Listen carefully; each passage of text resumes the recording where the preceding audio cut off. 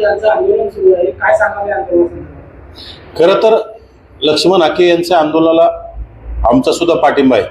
कारण राजमाता राष्ट्रमाता अहिल्यादेवी होळकरांचं मेडिकल कॉलेजला नाव पूर्वीच दिलेलं आहे आणि ते नाव पुसून जर स्वर्गीय अजितदादा पवारांचं नाव कोणी द्यायचं म्हणत असेल तर नक्कीच त्याला आमचा विरोध असणार आहे. आणि आम्ही अजितदादा पवारांच्या नावाला कधी विरोध करणार नाहीत. परंतु राज्यामध्ये अनेक कॉलेजेस आहेत, अनेक साखर कारखाने आहेत, अनेक दूध डेअरी आहेत, अनेक सूतगिरण्या आहेत, त्याला तुम्ही अजितदादांचं नाव देऊ शकता.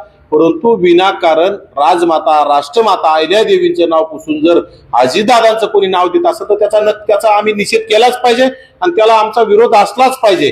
खरं तर सर्वसामान्यांचा सगळ्यांचा विरोध असला पाहिजे. कारण की महापुरुषांचं कार्य पुसण्याचं हे कुठतरी खोडसाळपणे कोणाची तरी वृत्ती आहे त्याचा आपण विरोध केला पाहिजे, त्याचा निषेध केला पाहिजे. मनोज जरांगे पाटील यांनी शिंदे समितीवर व राज्यातील अधिकाऱ्यांवर नाराजी व्यक्त केली आहे. काय मनोज जरांगे हा राज्य सरकारचं लाडकं खोडसाळ बाळ आहे.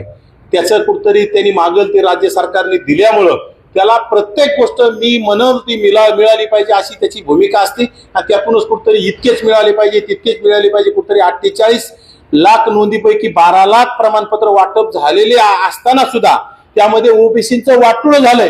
खरं तर माझं ओबीसी समाजाला कळकळीची विनंती, झोपा काढणं बंद करा. आता रस्त्यावर येण्याची वेळ आलेली आहे. कारण तुमचं राजकीय अस्तित्व संपलेलं. येणाऱ्या काळात गावगाड्यामध्ये 18 बगड जातीतील 12 बलुतेदार, 18 लोतेदार, सुतार, सोनार, लोहार, कुंभार ह्या लोकांचा ग्रामपंचायत सदस्य सुद्धा होणार नाही ही तयारी कुठतरी जरांगेनी प्रस्थापित मराठ्यांची सुपारी घेऊन केलेली आहे. आणि गरीब मराठ्यांना गरीब ठेवायचं, गरीब ओबीसीचं अस्तित्व संपवायचं याची सुपारी ह्या जरांगेनी निजामी प्रस्थापित मराठ्यांकडून घेऊन ही सुपारी वाजवण्याचं काम केलंय. यामध्ये राज्य सरकार सुद्धा कुठतरी जरांगेच्या खांद्यावर बंदूक ठेवून ओबीसीचं राजकीय हत्या करण्याचं काम करत आहे.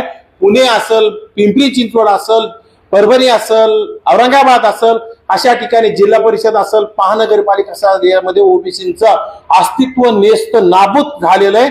त्यासाठी आता ओबीसीनं तुमचा जर येणाऱ्या काळात ग्रामपंचायत सदस्य तुम्हाला आवडत असेल, पंचायत समिती, जिल्हा परिषद सदस्य ह्या सभागृहात जावे वाटत असतील, नगरसेवक वाटत असतील, तुम्हाला कुठेतरी आता रस्त्यावर उतरण्याची वेळ आली. राज्यात ओबीसीच्या बाजूनी कोणी बोलायला तयार नाही.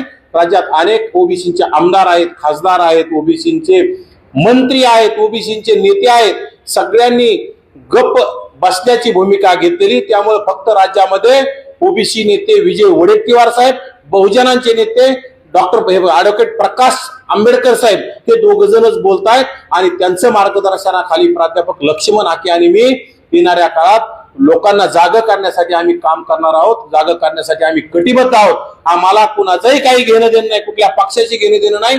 आम्हाला आमचं ओबीसीचं अस्तित्व टिकवण्यासाठी काम करायचंय. त्यासाठी आमची ओबीसी बांधवांना कळकळीची विनंती की आता जाग व्हा आणि रस्त्यावर येऊन कुठतरी आंदोलनाचा यलगार पुकारण्याची आता वेळ आहे. या राज्य सरकारला जाब विचारण्याची वेळ आहे. त्यासाठी आपण राज्य सरकारला जाब विचारण्यासाठी सज्ज व्हावं अशी कळकळीची विनंती आहे.